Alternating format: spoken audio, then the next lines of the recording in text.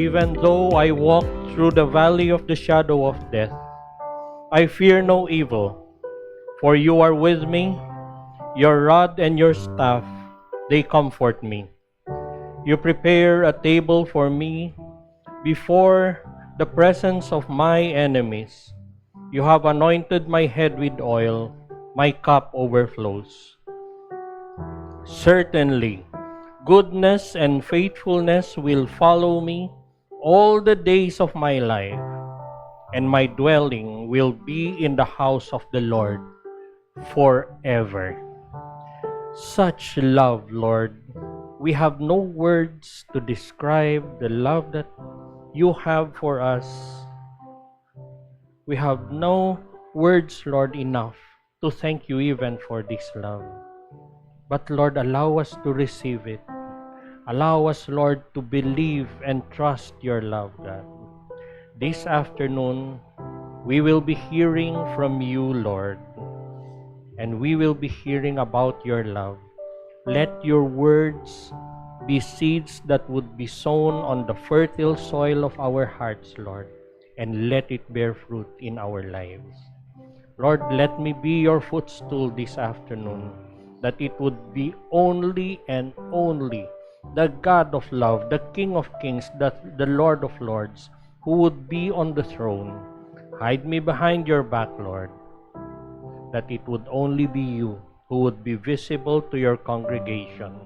It would only be your words, Lord, that would be heard today. And as we receive, we worship you. We offer you this time, Lord, in Jesus' name. Amen, amen, amen. Magandang hapon po. Ayan, dalawa ang ano. Good afternoon. Good afternoon, everyone. Yon, sige po. Okay. Proceed po tayo. If you would remember, itutuloy po natin yung ating series about love based on 1 Corinthians chapter 13. Yung una po, yung si Pastor Doms ang nag-deliver ng message, you are called to be loved. Sabi nga natin, sabi po doon, God created us to love us. Nilikha tayo, walang ibang dahilan ng Panginoon na naglikha sa atin kung hindi po para mahalin niya po tayo.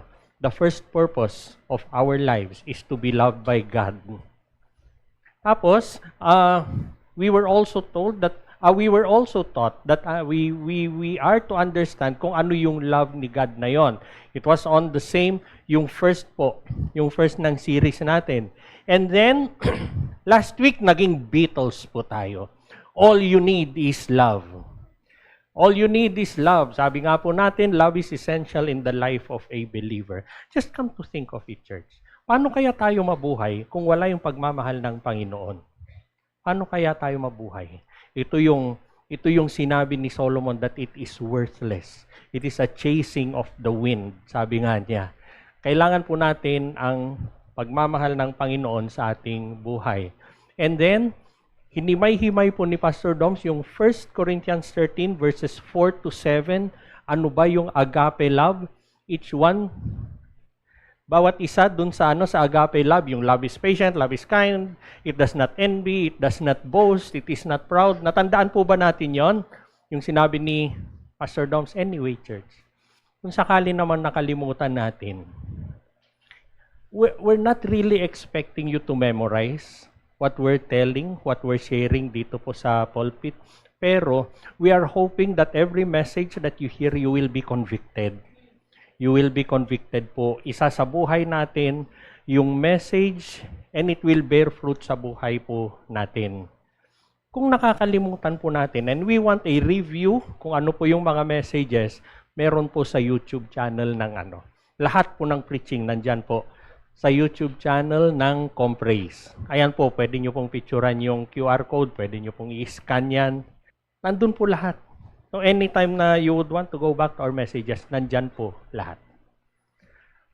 Kung meron pong isa, if there is one thing that is constant in this world, sa buhay po natin, it is change. The only thing that is constant is change. Kung meron pong isang salita that would describe yung buhay po natin sa mundo, it is the word that is transient sa buhay po natin. We read it all over in the Bible. Anong sabi sa Bible? You are not citizens of this world. You are Christ's ambassadors. There is an upward call, sabi niya. So, ibig sabihin, transient po tayo dito. Hindi po tayo permanente dito sa mundo. James Thomas Anthony Balbano, also known as Jim Balbano. Siya po ay isang college basketball player, siya ay isang coach, siya rin ay isang broadcaster. Noong 1983, siya po ang nag-coach sa North Carolina State Wolfpack. On that year, nag-champion po sila all over America.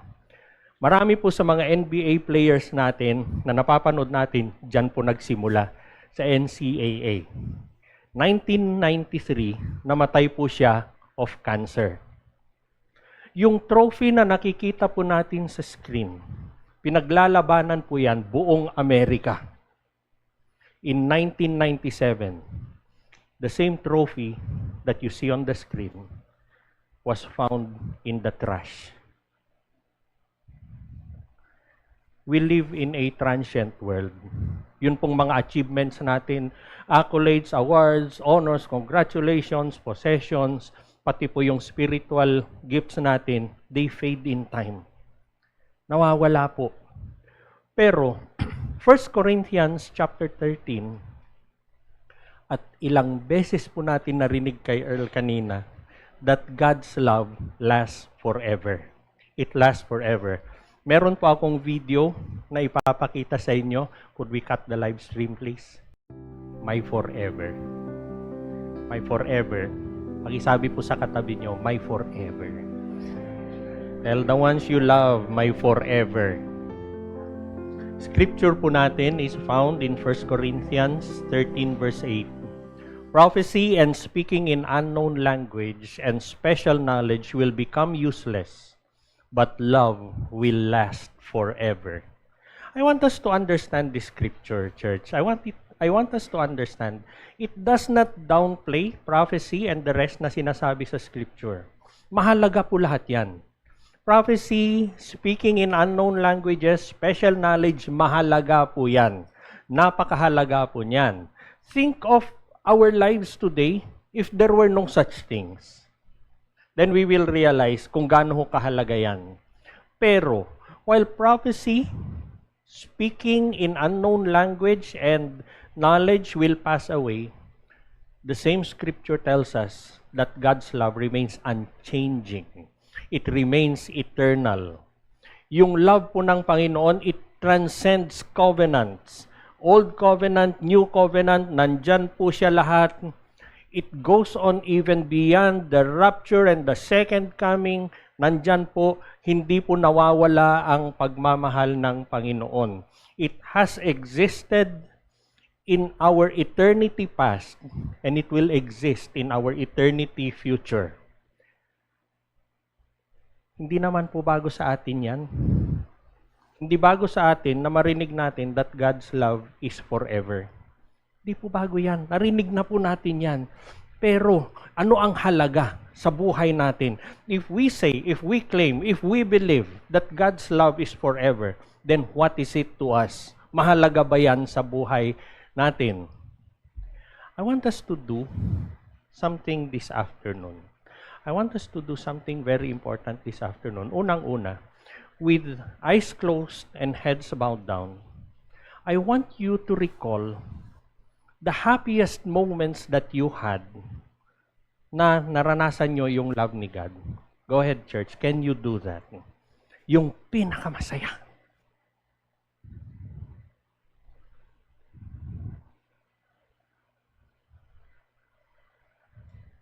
And the next thing that I want you to do, still eyes closed and heads bowed down, is something that we do not really want to do.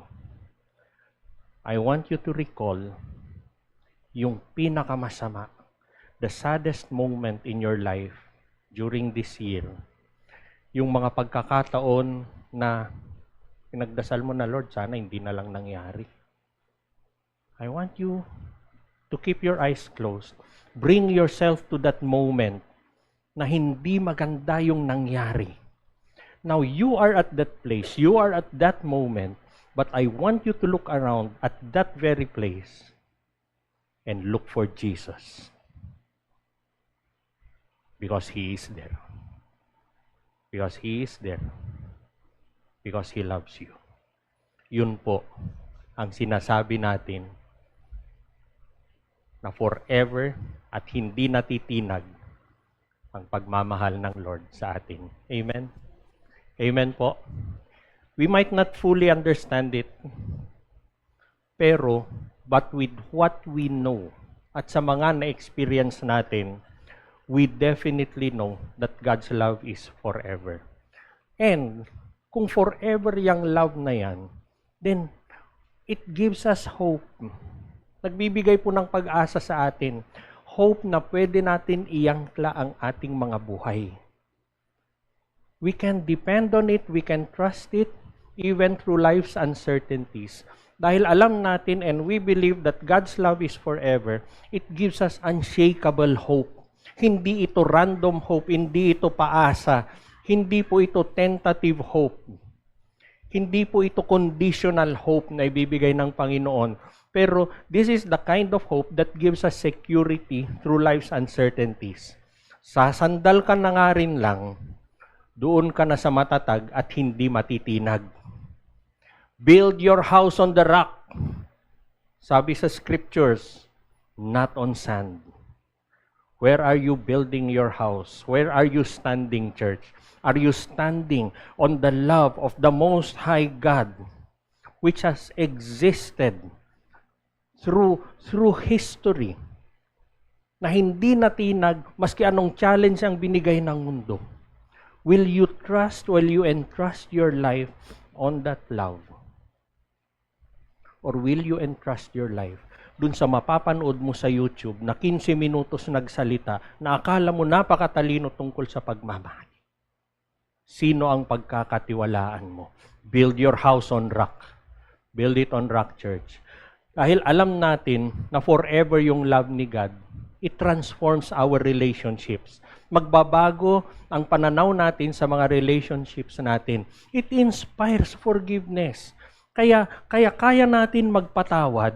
Kaya natin magpatawad dahil alam natin kung anong klase ang pagmamahal ng Diyos sa atin. Let alone, not knowing the love of God, ang hirap magpatawad. Forgive your enemies, sabi sa Bible. Ilang beses na yung magsasabi, mahirap gawin yon. And if you think mahirap gawin yon, then start thinking, are you receiving the love of God? Kasi yun po yung reference lahat niyan. Pray for those who persecute you, Lord naman. Pray for those who persecute you. Nilagyan mo pa ng perse. Lord, sana pray for those who are cute. Kaya ko pa yan. Persecute you? Kung hindi mo alam at kung hindi mo nararanasan yung pagmamahal ng Panginoon, hindi mo magagawa yun. But if you are experiencing and receiving the love of God, ang dali. Ang daling gawin nun. Look at that cross in Calvary. That will remind you. How dare you say you cannot when someone did it for you? Kaya po natin gawin yon. Yung eternal assurance of God's love, ito yung tumutulong sa atin na bumangon. Marami po tayong pagkakamali. Marami tayong pagkukulang. Pero kaya po natin bumangon. Kaya natin tumulong sa mga bumabangon. We can help people, and it promises us the acceptance even of the worst people we think in our lives. Bakit? Kasi we experience everlasting joy in the presence of God when we commute His love to other people. Na-experience po natin yon. Ito yung sinasabi natin na ang sarap sa pakiramdam. Because it is the love of God that is in your heart. Yun ang pinapasa nyo sa iba. Kaya ang sarap mag-forgive. Kasi yung love ni God, yung binibigay mo. Let alone, without God's love in your heart, how dare would you forgive? You will not. Mahihirapan ka. Baka ano yan forgive and remember. Hindi forgive and forget ang mangyayari sa atin. So this afternoon, yun po yung pag-uusapan natin. We talk about the eternal love of God that would shape our priorities. Pag alam mo yung pagmamahal ng Panginoon, alam mo kung paano mo ayusin ang priorities mo, it will transform our relationships and it prepares us for the future. Yung future na we will fully experience yung complete and unending love ng Panginoon. When we embrace the power and the truth of God's love, we will live with purpose. Magkakaroon tuloy ng purpose ang buhay natin. Meron po tayong goal, meron po tayong nakikita, we have an eternal perspective. Sabi ko nga kanina, yung love ng Panginoon nagbibigay sa atin ng unshakable foundation. Love is forever, love will last forever, love never fails, love goes on forever, love never ends. Ganun po yung mga nakasulat sa Bible, but they only mean one thing. Hindi nawawala ang pagmamahal ng Panginoon. Truth is, and we have heard it during yung mga past na preaching ni Pastor Doms, yung love ni God sa atin, it was even before creation. You know what that tells us? There was never a time that God started loving us. Because if there was a time that He started loving us, then there could have been a time that He did not. Pero, ever, He has always loved us. Ganun po yung pagmamahal ng Panginoon sa atin. Think of entire creation. It is an act of love. Kanino? Sa atin. He entrusted the entire creation to us. Ganun po ang pagmamahal ng Panginoon. Sa buhay po natin, in a world where yung wealth natin, reputation, achievements, they can fade away, they can change, knowing that the love of God endures, it will give us a firm foundation. It will give us a firm foundation na dahil alam mo na mahal ka ng Panginoon, madali kang magmahal.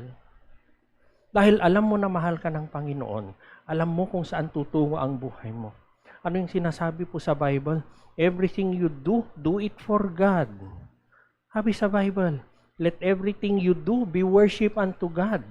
If you do not love Him, if you never experience that love, you will not do that. Why will I give honor to that God? Dapat akin yon kasi hindi mo ka na-experience yung love niya. Pero kung na-experience mo yung love niya, you will give honor to God even for the smallest things that happens in your life. Ibibigay mo po sa Kanya yon. When we grasp that God's love is eternal, we find security. We find security, we find stability. We find stability because God's love is eternal. It assures us that God has an unchanging nature.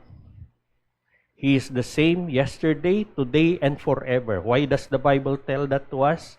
Because His love is the same yesterday, today, and forever. And it gives us a secure foundation, sabi nga natin. We can trust the love of God and it can give us hope. It is an unshakable assurance through all the challenges that we face. Yung exercise na ginawa po natin kanina, when we tried to recall kung ano yung mga pinakamasamang nangyari sa atin, but why was Jesus there? During those moments, naakala natin, Lord, wala ka eh. Lord, pinabayaan mo ako eh. But why was He there? Because He loves us, church. We could anchor even our identity on Jesus Christ. People anchor their identities on people. Pag sumablay na kung sino man yon, pag nawala na, pag pumanaw na, tapos na rin ang identity mo. But if sa Panginoon, naka-reference yung identity mo, then you will be firm. Yung Yung love ng Panginoon, it is a confirmation of our salvation. Why? Because John 3:16 says, "For God so loved the world that He gave His only begotten Son, that whoever believes in Him will have eternal life." Dare you not say that you have eternal life if you don't know the love of God, because it started with the love of God. It started with the love of God. It did not start with a prayer. It started with the love of God. Whenever we share the gospel, ang unang-una po natin iparealize ay yung pagmamahal ng Panginoon. Because you will never understand yung Panginoon na tinatanggap mo kung hindi mo alam yung pagmamahal niya. When you understand His love, you will receive, you will accept His gospel. You will accept it. Then we can trust God. Pero, it still remains. It still remains na God's love is eternal. Ano naman yun sa atin ngayon? What would it mean to us? When we know na yung love ni God is eternal, we can live with hope. We can live with hope. We dare not seek hope from other sources except the love of God. You cannot draw hope from your payslip, not from your bank account, not from your rich parents, hindi sa mamanain mo kung meron man. Pero yung hope mo ay manggagaling sa Panginoon. Not even in your talents, pero only from God. Even when difficult times. Think of the times na yung ni-recall natin kanina, yung mga difficult times na yon, wala naman nag-angat sa'yo kundi si God eh. Walang nag-angat sa'yo kundi si God. He may use people, but it is still Him. Try to take away God from the equation. You won't be here today. You won't be here today. So yung love ni God, it remains constant. It comes, para siyang ang tawag po natin doon, para siyang bedrock. Yung mga gumagawa ng building, huhukay sila hanggang abutin nila yung bedrock. Yun yung pinakamatigas na lupa, doon nila itatayo yung pundasyon. It is like a bedrock for us, and we will make, and it is worth for us to make the love of God to be our bedrock. Doon po tayo tatayo. Hindi po matitinag yan. How we respond to difficulties will change. How we respond to a life's uncertainties, it will always change. Magiging matatag po tayo. God's love is eternal. It endures beyond every temporary circumstance and transcends every passing gift. It is the same Bible that tells us na our challenges, they are momentary. Maski ilang taon pa yan, it is still light and momentary, sabi sa Bible sa atin. Why is it light and momentary? Because God's love is permanent. So will you trust? Will you focus on something that is light and momentary, that gives you heartache, that challenges your faith? Or will you put your faith in the love of God? San ka tatayo, kapatid? We can always trust God's love to be our firm foundation. Hindi po natitinag ang pagmamahal ng Panginoon through all the challenges that we read in the Bible. Hindi po natinag ang pagmamahal ng Panginoon through all the challenges in history. Ilang hamon sa pananampalataya ang nangyari sa kasaysayan. Ilang hamon ng pananampalataya ang nangyari sa buhay mo. Pero yung pagmamahal ng Panginoon, bakit nandito pa rin? Bakit nandito pa rin siya? And I ask you, church, kumusta ka ba na magmahal? How would you love? Kasi, yung pagmamahal na ibibigay mo, hugutin mo kay God. Time and again, you have heard us say on this pulpit na you cannot give what you do not have. Dare you love na wala yung love ni God? Hindi po mangyayari yun. Hindi po mangyayari yun. Parang bula na mawawala po yan. Ito yung mga nagkakalimutan. Falling out of love, your God never fell out of love from you. Kumusta ka kung magmahal? Yung pagmamahal na ibibigay mo, hugutin mo kay God.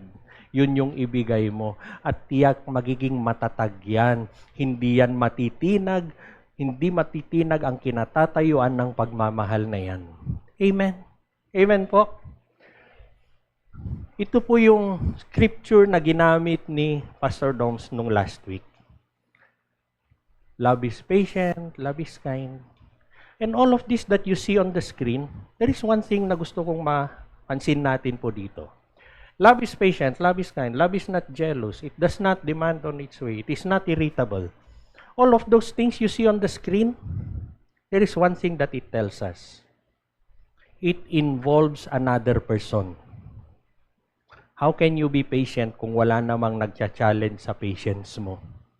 Di ba? It involves another person. This scripture, much as they give us a benchmark of our love, these scriptures talks about relationships.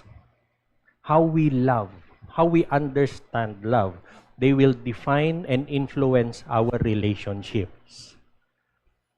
God's forever love transforms our perspective on relationships. So, anong gagawin po natin? All of this, we allow this truth to permeate into our lives. This will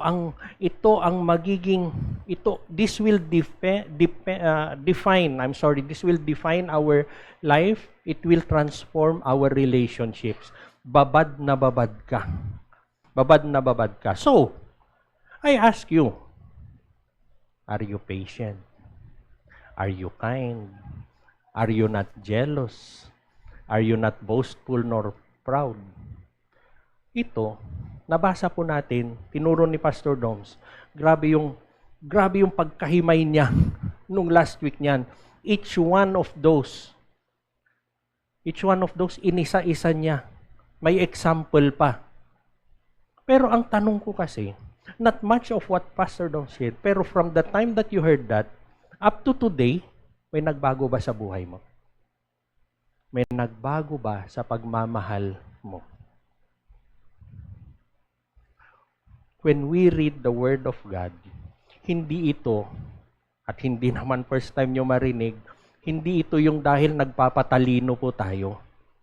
Hindi yung babasahin ko yan para pag may nagtanong, may debate, may bala ako. Hindi po ganon. You read the Word of God and you use it as a mirror na ipapakita niya sa'yo kung ano ka, kung sino ka. And it will challenge you, it will lead you to reflect the Word of God in your life. Nabasa po natin yan. Hindi mo man ma-memorize yan, pwede mong balikan sa Bible mo. And when it says love is patient, then ask yourself, am I patient? Kung NI ang score mo nung last week, hanggang ngayon ba NI pa rin yun? Pananatilihin mo bang NI yan? May pagbabago ba mula nung last week? Kasi, may mga cellphone natin. Minsan kung kukuha ka ng picture, tapos malabo, anong gagawin mo? Kunin mo, pupunasan mo yung lens. Tapos kukuha ng picture agad. Pupunasan mo yung lens ng camera mo. Why not allow the Word of God? Kung malabo man ngayon, love is patient, love is kind, and all of those you see on the screen, kung malabo man sa buhay mo ngayon, but di mo payagan yung salita ng Diyos, yun yung pupunas sa'yo. Yun yung maglilinis sa'yo. God can lift you from glory to glory. God can lift you from faith to faith. Sabi po sa Bible, brick upon brick, precept upon precept. Hindi po biglaan. Hindi biglaan, pero nalilinis pa rin. What would that mean? May pag-asa ang relationships mo. Sa pamilya natin, our friends, yung mga romantic relationships ng husband and wife, when we have our faith and knowledge that God's love is eternal, it encourages us to practice forgiveness. Kaya mong magpatawad, kaya mong bumangon. It encourages us to be patient. It encourages us to be selfless. It means na we are less likely to be overcome, to be overwhelmed dun sa mga pangyayari sa mundo, dun sa mga temporary, light and momentary things na nangyayari sa atin. And what do? We invest in our relationships. We allow our relationships to mirror yung unconditional love na nababasa po natin. And it will make our relationships endure through all our trials. Relationships that are anchored on the love of God, they are relationships that draw love from God. They draw love from God, and they are relationships that honor God. If you draw your love elsewhere, not God, don't you even think that it will honor God. It will not. It will not.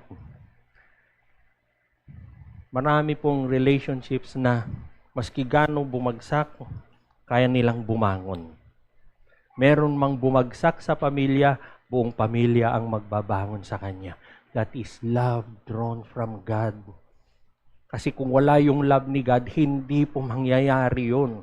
Bahala ka sa buhay mo. That is the kind of love that reflects the grace of God.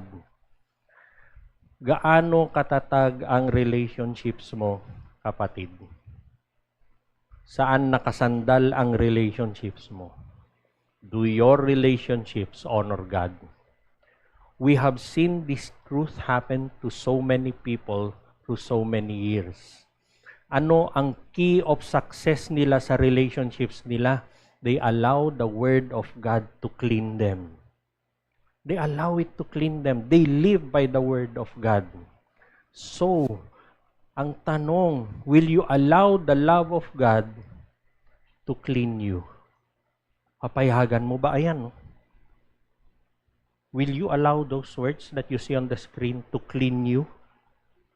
Alam niyo yung basahan, pag mayroon po tayong basahan, hindi naman isang pahid, tapos na yan eh. Anong gagawin natin? Pabalik-balik hanggang malinis. And in the same manner, the Word of God, pabalik-balik hanggang baguhin niya yung buhay mo. Pabalik-balik po tayo. It can do that. We are assured of that. Bakit? Kasi sabi sa Bible, the Word of God is alive. Buhay ang salita ng Panginoon. Yung Panginoon natin, hindi niya ininda na madumihan siya. Hindi niya ininda ang krus ng Kalbaryo. Lahat ng kasalanan, yung Panginoon na walang kasamaan na ginawa, tinanggap niya ang krus, tinanggap niya ang kamatayan ng isang kriminal. And was that for himself? It was not. It was for each of us. It was for each of us. Tinanggap niya ang Kalbaryo para sa iyo, para sa iyo, para sa atin. So, ang tanong, magpapalinis ka ba sa Panginoon? Will you allow the blood of the Lamb to cleanse you? May pag-asa, mga kapatid. May pag-asa ang mga relationships natin. Doon sa relationships natin, why don't you forgive? Why don't you forgive? Kaya nga sabi ni Jesus, pag sinampal ka sa kanan, ibigay mo pa yung kaliwa. Walk the extra mile, sabi ng Panginoon. Obey, sabi ng Panginoon. Those will all be impossible. People who say that they cannot do that, they never experience the love of God.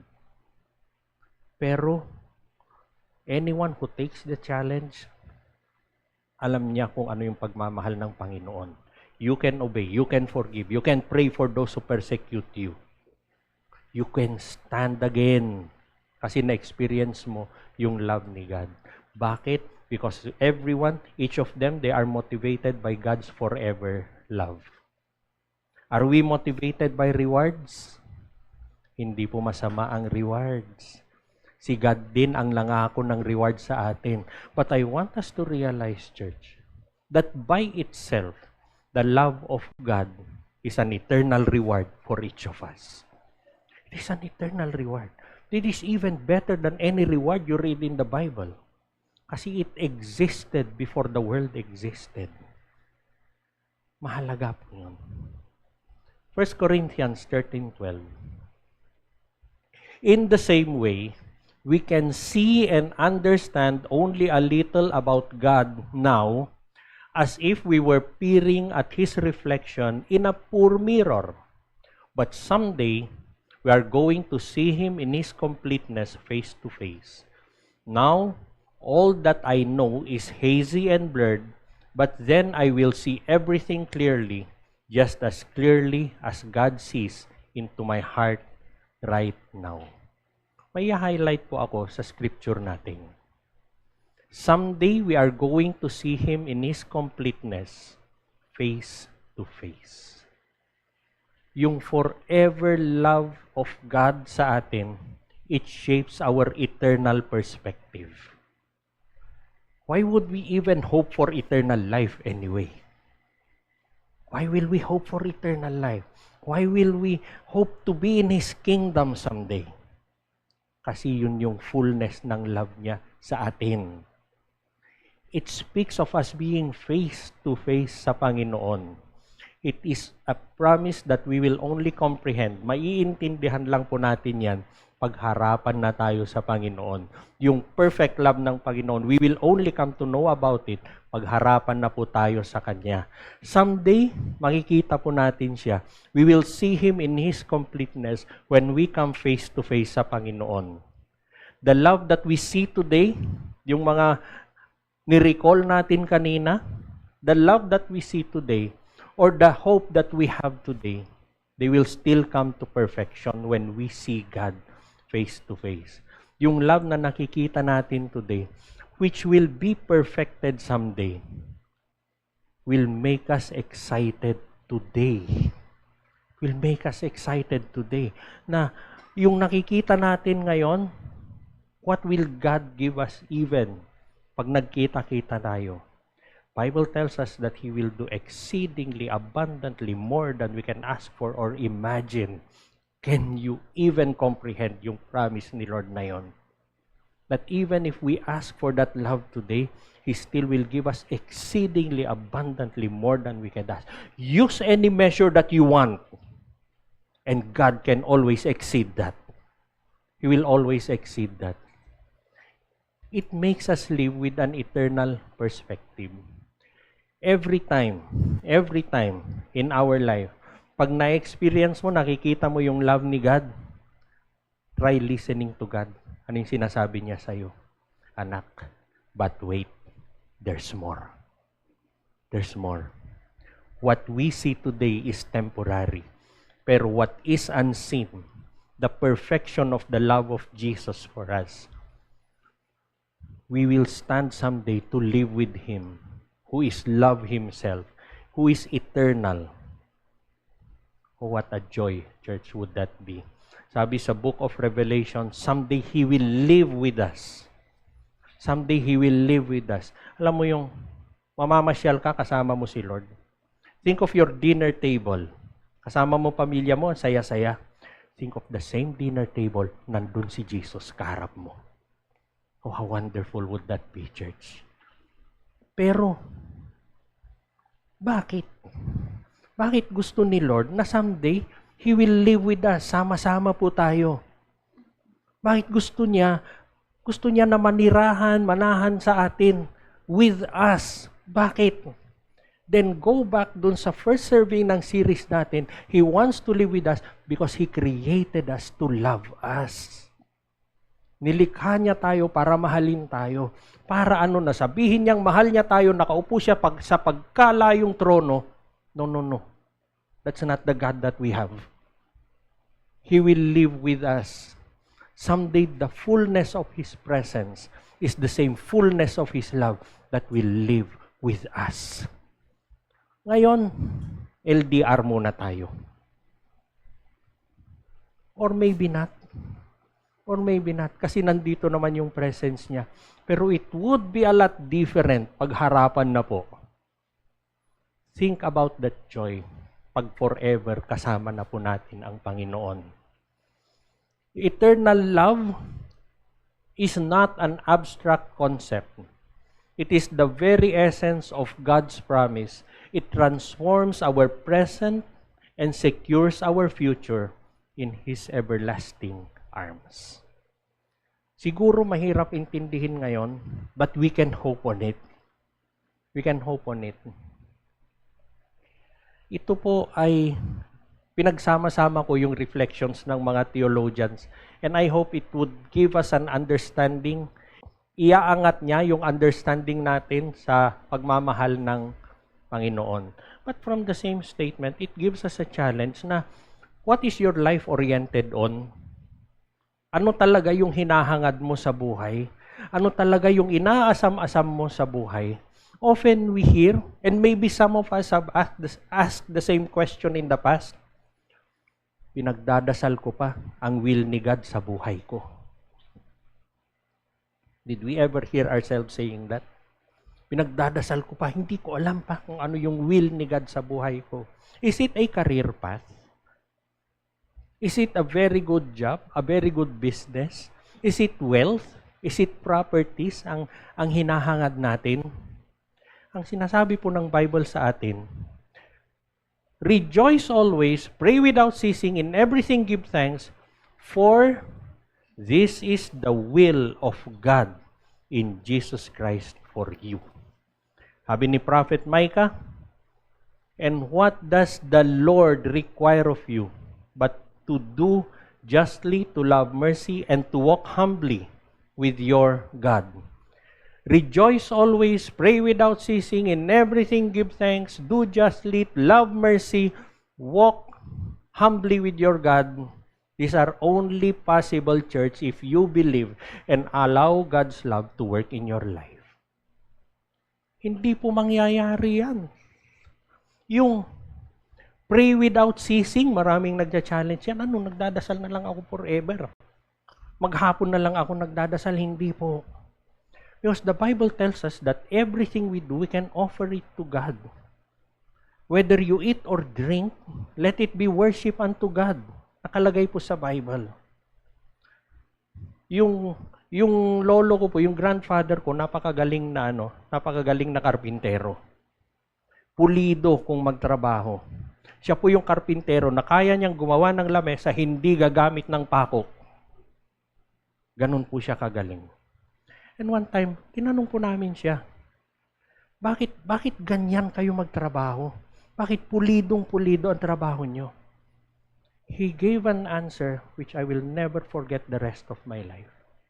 Kasi sabi niya, yung trabaho ko, dasal ko yan sa Panginoon.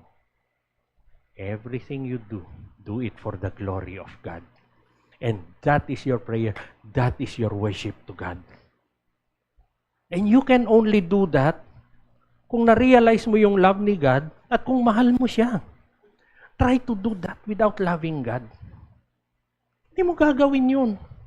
Pero dahil na-realize mo yung love ni God sa'yo, then you can do that. It is only possible if you believe and trust the love of God. Rejoice always, sabi niya. Hindi po panandalian. This happens because you know that you know that you know that God loves you. You can rejoice always. Paano yung pinagdadaanan ko? Rejoice always nga, yung kulit mo yun. Kasi alam mo yung love ni God. Kung hindi mo alam yung love ni God, you will challenge that scripture. Every time na may nagcha-challenge niyan, ang lagi naming sinasagot ni Tita Do, kailan mo last na experience yung love ni God? And then there is silence. Parang Revelation chapter 8. Nanahimik ang buong mundo, ang buong kalangitan. Realize the love of God. And all this, and the things we read in the Bible, possible po lahat yon. It starts in this life, and it carries on to eternity because God's love is forever. Knowing na yung love ni God is forever, it is not ano yung sabi kanina dun sa quote, it is not an abstract theological reality. Anong ibig sabihin nun? Anong value nun sa buhay po natin ngayon? Yung araw-araw na buhay natin, we are secure. We are secure. Kasi matatag yung sinasandalan mo. Yung pundasyon na tinatayuan mo, it is unchanging, it is firm. It helps us to navigate through all the uncertainties of life. Kailan po yung nagkaroon tayo ng topic na di mo nga alam kung ano yung mangyayari eh. Nagsimula ang taon, alam mo ba kung paano matatapos? Di po natin alam. But one thing we can believe in is the love of God. Lord, pagdaanan na natin lahat to, hindi naman magbabago yung pagmamahal mo. Lord, love mo ako eh. Challenges will come, but God's love can never be challenged, church. Yung uncertainties ng buhay natin, it gives us hope. It gives us resilience. Kaya natin bumangon. Kaya po natin bumangon. Bakit ka babangon? Lord, kasi love mo ko. Yung relationships po natin, it challenges us. Actually, it encourages us to also give unconditional love. You can never give unconditional love if you never experience unconditional love. You can never forgive if you never experience forgiveness from God. You can never be generous if you never receive God's generosity. Nauna si God, He loved us first. Kaya po nating magmahal. Yung love na yan, yung forgiveness, generosity na sinasabi natin, it is a mirror of the eternal love na binibigay ng Panginoon po sa atin. And, para sa kinabukasan po natin, it orients our perspective. May direksyon. Merong dahilan. Meron po tayong dahilan. It encourages us to invest on what is truly valuable. Kaya meron tayong nababasa sa Bible na treasures in heaven. Kasi alam mo yung love ni God. Hindi po kayamanan yun. Hindi po kayamanan na pera. Pero yung love ni God. To challenge that, is there any amount of money na ibibigay sa iyo para kalimutan mo yung pagmamahal ng Panginoon? Mabibili ba ang pagmamahal ng Panginoon sa iyo? Pero knowing that our life is a part of an eternal story where God's presence and His love is the ultimate reality that we are aiming for. So, yung mga pinag-usapan po natin ngayon, sagad po natin sa lupa. As you reflect on these truths today, will you allow God's love, God's forever love to transform you the way you live and relate to other people? Lahat ng mga narinig natin this afternoon and in the past weeks, papayagan mo ba na babaguhin yan ang buhay mo? Kasi, kung hindi mo rin lang papayagan na babaguhin ka ng salita ng Diyos, na hindi niya pa babaguhin ang buhay mo, kapatid, sinayang mo ang isang oras ng buhay mo.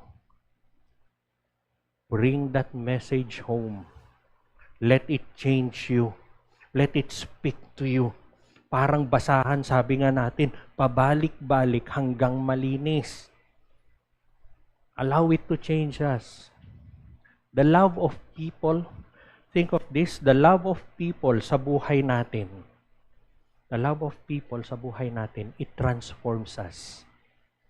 We will be liars, we will be hypocrites if we say na yung pagmamahal ng isang taong nagmamahal sa atin, hindi tayo binago, hindi po. Babaguhin po tayo yan. Yung love ni JJ, ni JP, love ni Do sa akin, it changed me. It changed me. And they definitely, the love of your loved ones will definitely change you.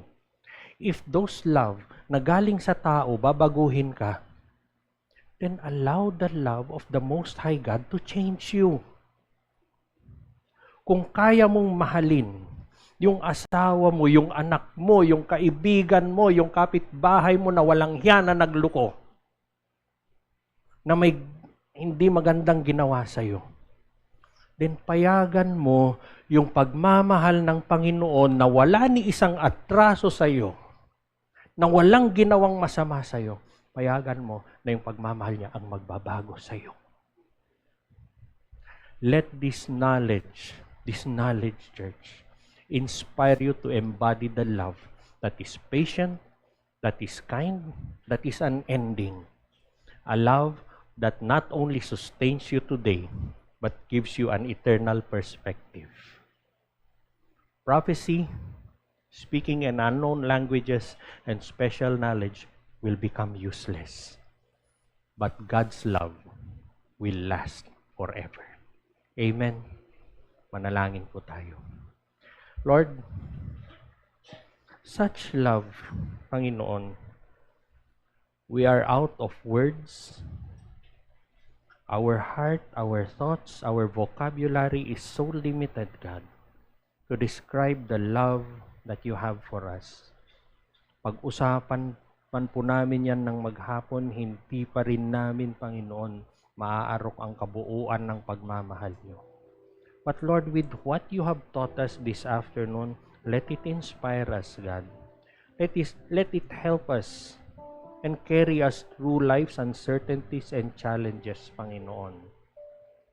Lord, we pray that as we receive this love, it would be the same love, Lord, that we would transmit and we would commute to other people. Ganun din po sana kami magmahal, Panginoon. Lord, we might think it is impossible, pero Panginoon, ang hinihingi po namin ay yung una kaming makaranas ng unending, unfathomable, unfaced love that you have, God. And as we receive this love, Lord, makakayanan po namin magmahal din ng iba.